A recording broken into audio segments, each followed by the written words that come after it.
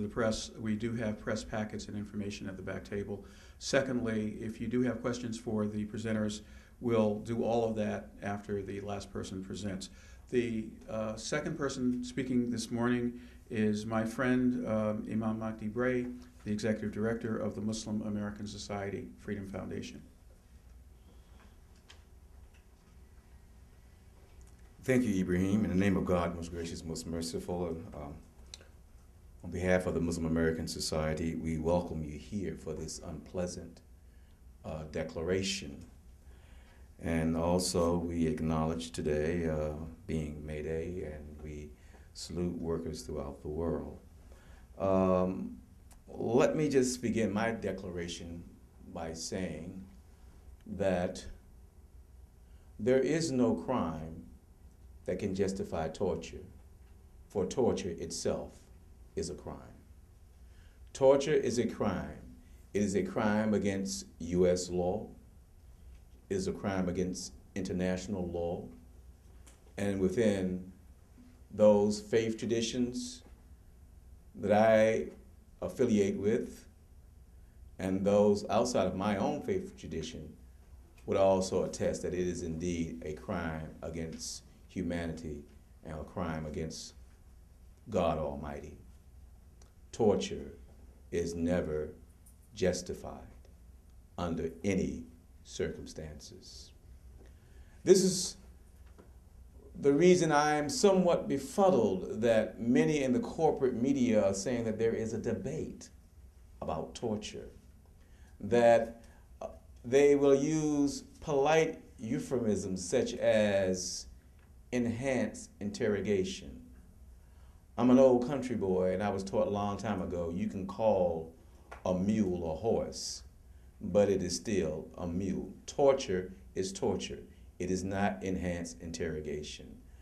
I'm somewhat amazed that many within the corporate media have refused to actually denounce the exposure that we now have of all the torture that has taken place in the name of America. That indeed many within the corporate media are still trying to, as my grandmother would say, allow our government to do something dirty and give it the appearance that it is clean.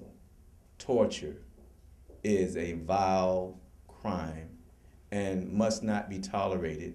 And we, as the people of America, must stand solidly against any aspect of torture and reiterate to our government that we do not and we will not condone torture in our name under any circumstances. Naji Hamdan. Wow. A long list. I could go on. Abu Ali in Saudi Arabia. Mahar of Canada in Syria. And of course, Sami al-Hajj of Al Jazeera in Guantanamo. And the list goes on and on and on, and probably countless of names that we will never know because of the black sites that we've operated throughout the world. It is time that we, the American people, shed some sunlight on this abomination. Naji Hamdan should never have been turned over to another country to be tortured. It should have never taken place, yet it does. And it happens with the complicity of our government. Therefore, we call upon the people of the United States, and we call upon people of conscience throughout the world to continue to apply the pressure on behalf of Naji Hamdan on both this government and the UAE. It is clear that what has taken place in the history of the UAE and the history of the United States itself is well documented in terms of the ability to use torture.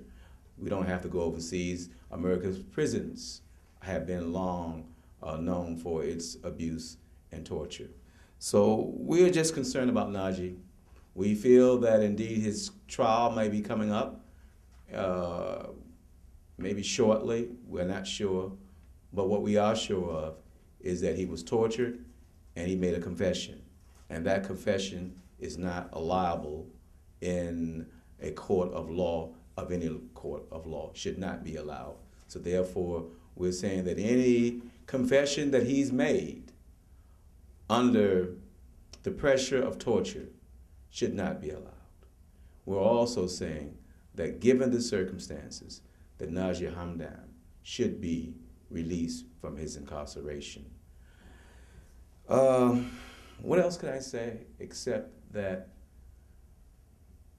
this issue of torture in the United States is an issue that really needs to be addressed, even within the current Obama administration.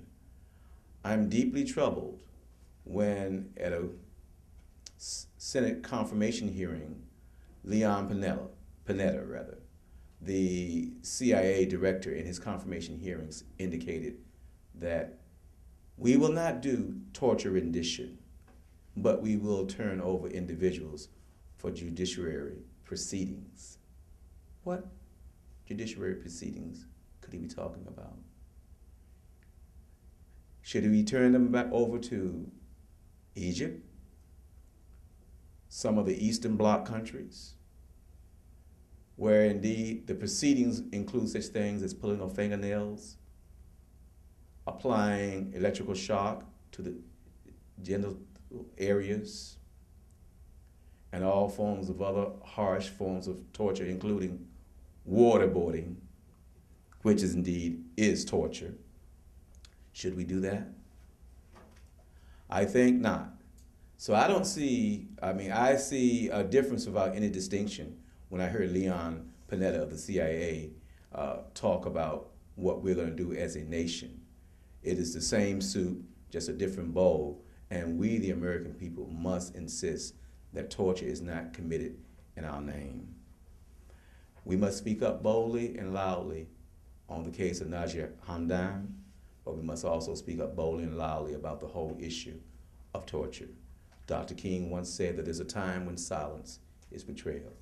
We dare not betray the individuals who are in harm's way as a result of our government's policy of outsourcing torture, and sometimes directly, in the case of Guantanamo, in the case of Iraq, in the case of Afghanistan, directly participating in torture.